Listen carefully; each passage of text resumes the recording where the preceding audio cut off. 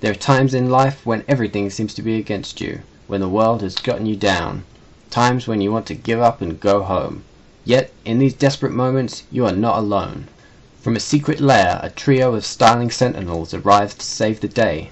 They bring power, hope, love, and courage. They are the undisputed titans of funk. They are the Elite Beat Agents. Does that appeal to you?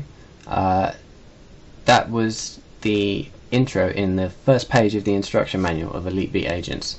And if you like that, then I suspect you're gonna like the game. And if you didn't like that, then I suspect you're a terrible person, and I hope I never meet you. But just kidding.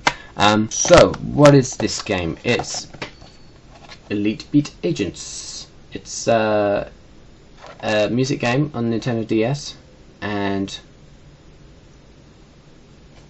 if you ever played a music game before, you probably have. You play Guitar Heroes, right? So, in terms of the plot, the game is about a team of Elite Beat Agents who are like some sort of covert governmental or extra governmental agency which monitors the world and finds people who are in trouble for whatever reason, and arrives to help them out through the power of music and dance, of course. So in each level of the game there is a different character who's having some trouble in their life, and this is illustrated by a little sort of 30-second comic book sequence. And the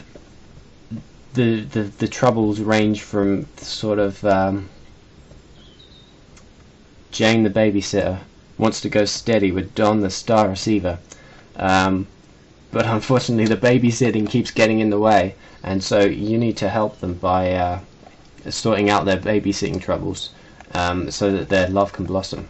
Another level is about a weather presenter on TV who's got the weekend off and has promised her son that they're going to spend the weekend together, but the weather's going to be awful, and so she lies on air and says it's going to be fantastic, and you need to help her make that a reality. So how does that translate into gameplay? Well, in order to help these Elite Beat Agents to dance successfully, to lift the spirits of the person in trouble, you need to tap along the correct beats with circles that appear on screen. So numbered circles appear on various points of the bottom screen, and you have to tap them at the correct time. And you know it's the right time to tap them because there are these circles, these rings that decrease in size, and then when it becomes the same size as the outside of the circle, then you have to tap it.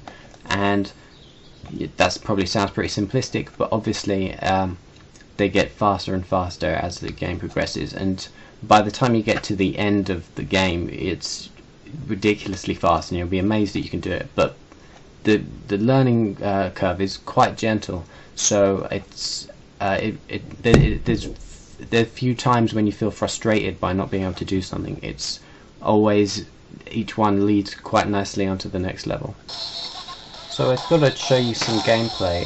Sorry about the shaky camera. At the top of the screen you can see this bar goes down continuously through the level, and that's if that goes down to 0 then you lose, and if it goes into the red section then you haven't completed the song properly. As you can see here, this is at various points during the song it switches to the top screen to show you some explanation of what's going on, just a bit of the story, and then it switches back down to the bottom screen to carry on with the game. The song list, when I first looked at it, I was quite disappointed, to be honest. It's got some kind of classic rock in like Queen, Deep Purple, David Bowie, Rolling Stones. It's got some sort of poppy rock, American rock, Stereograms, Sum 41, Avril Lavigne, Hoobastank, Good Charlotte, and there's also some regular pop like the Guilty Pleasure, Village People, YMCA, Madonna, Material Girl, and there's this one, and These songs are all, they're not the original recordings, they're covered, but they are covered really well, it has to be said. If you ever played Donkey Konga, there's similar sort of quality of covering there. And there was this one song which I was really liking. I was thinking, this is really rocking, and it's called La La, and it's and so I was like, damn, I got to find out who that is. And so I went online, and turns out it's Ashley Simpson, which is not very cool. But this version, the version in the game, is actually way better than the original. That's my excuse anyway. So as I said, I was disappointed initially when I first looked at the song list before I played the game, but that turned out to be unfounded, because all the songs, they actually work really well in the context of the game. So maybe they're not like, you know, my dream track listing, but they really work well in the game, so I don't really have any complaints about it. So in conclusion, this is a fantastic game. The gameplay mechanic works really well, and it's really satisfying to play. The scenarios and the characters are really likable and well written. The artwork is superb. The musical performances are faultless. But the main reason this game is so good is that it has a really big heart. The whole essence of the game is just helping people out, and the whole thing has a sweetness about it which really appeals to me.